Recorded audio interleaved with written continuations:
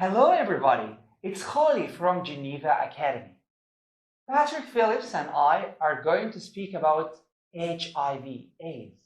So Patrick, I've heard you talk about how HIV isn't the cause of AIDS.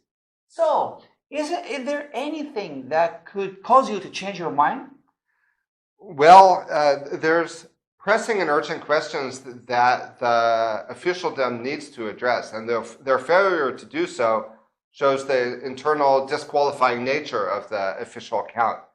For example, how can somebody be HIV positive on Monday and HIV negative on Tuesday at the same clinic with the same sample of blood? Mm-hmm. Or how can a positive HIV test in Argentina suddenly become a negative HIV test in Brazil and indeterminate in England and Germany? Being labeled as HIV positive has dramatic consequences in the lives of individuals. And while the test kits themselves say not intended for diagnostic purposes, they were originally developed as a means to screen blood for blood donations, the doctors convey to their patients a certainty. Those that do follow-up testing often find that their HIV status varies depending on the day of the month, the clinic that's used, or the mood of the lab technician interpreting the test at the time, or even the country they're in. Okay, so how many people are said to be living with this virus worldwide? Well, that's interesting. Good question. Thanks. It's said to hover around 40 million, and it's confined to risk groups. The problem is we only test risk groups, so it seems to show a correlation with certain behavior. But every time they do truly random testing of the population, there's huge parts of the world that show up HIV positive for no apparent reason. Tribes in the Amazon that are 13% HIV positive, or housewives and little children. Are these false positives? We don't know. We don't even know what a false positive test looks like because there's no standardized criteria for how to interpret these tests, and they've never been compared against a gold standard. A lot of people don't realize that the HIV tests don't detect the virus. They detect antibodies. But the antibodies aren't even specific to HIV. And we all were taught that if you have antibodies, you're immune. If you have antibodies, you have viral immunity. But in this case, supposedly not.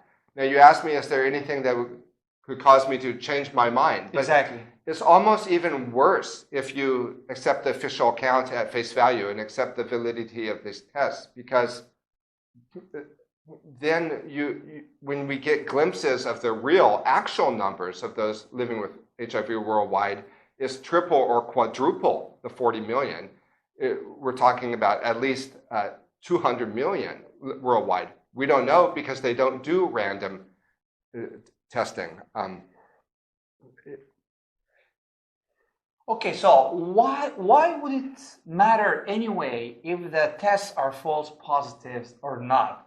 In that case, the people just don't go on to develop AIDS.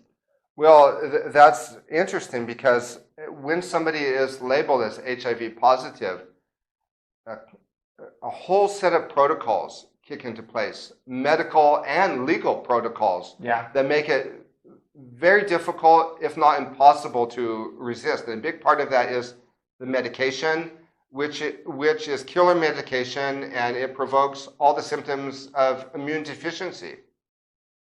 Okay, exactly.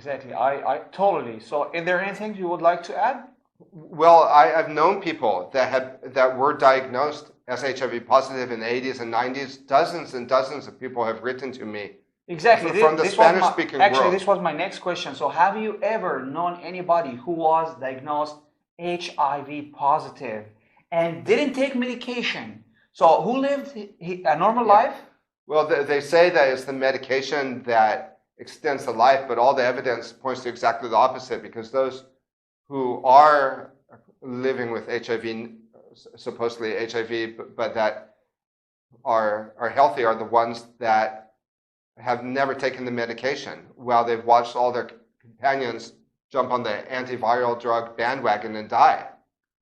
So this is the end of today's episode. We're looking forward to seeing you soon and see you next time. Thank you.